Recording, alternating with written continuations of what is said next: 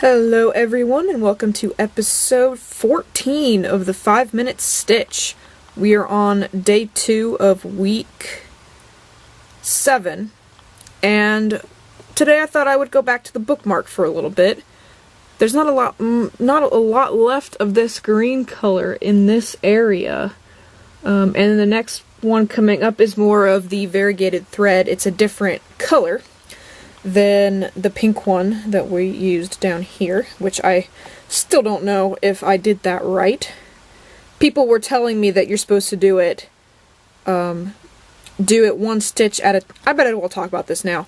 People were telling me that I'm supposed to do it one stitch at a time, and that's why I was doing it wrong.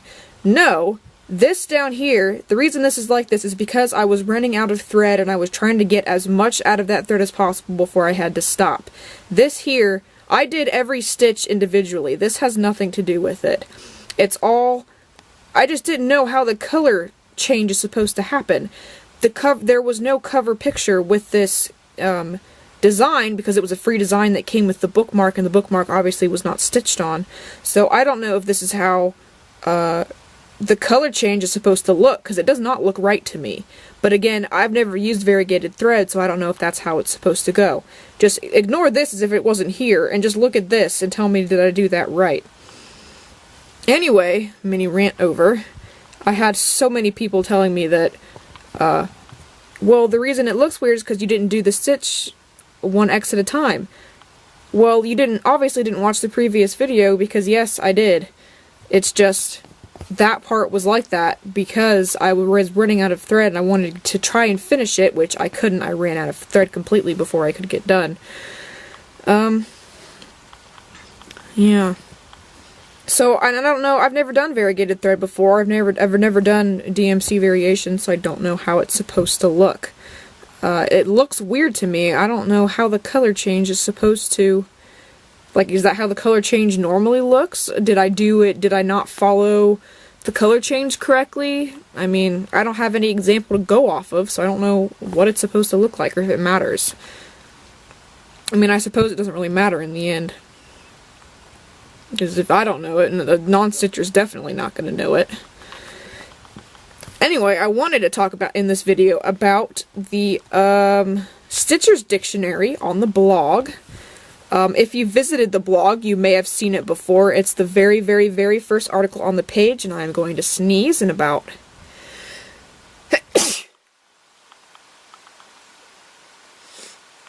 Am I going to sneeze again? I tend to sneeze more than once. Anyway, I haven't done a term of the week in a long time, but generally, when I was on a schedule for it, there was a term of the week every Thursday. And it's basically taking terms that you may not have heard of before that Stitchers use, and explains what it is, how it's used, and, you know, what it means. So, like, for example, frogging. If you're new to stitching, then you've never heard it before, and it's used pretty regularly by the communities, at least that I'm in. I don't know if everybody's heard of it, but in the communities I'm in, it was used pretty much on a daily basis, and I had no idea what it meant. So I looked it up, and the thing is, it's really hard because not a lot of people have like a detailed dictionary of terms. Like, hey, if you're new to stitching and you have no idea what this person means when they're talking about having to frog all these stitches, here's what it means.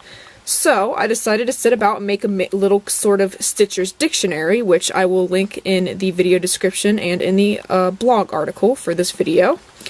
And basically it explains what things like frogging means. It explains what UFO means, what confetti stitching means. It explains techniques such as railroading and pinking your fabric. All things that I had never heard of before I started doing research into it. It explains what an LNS is, what sable is, what SINS is, what a... have I said UFO yet? What a UFO is? UFO is another very, very commonly used one that you may not have heard before. And that is it for that green section, which I was surprised actually I was able to get that done in the video. I did not expect to be able to get it done. Maybe you guys want to see my embroidery scissors.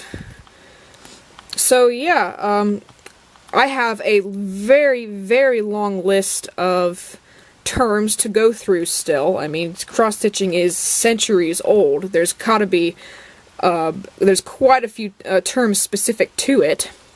And we are over the 5-minute mark here. These are some of my embroidery scissors.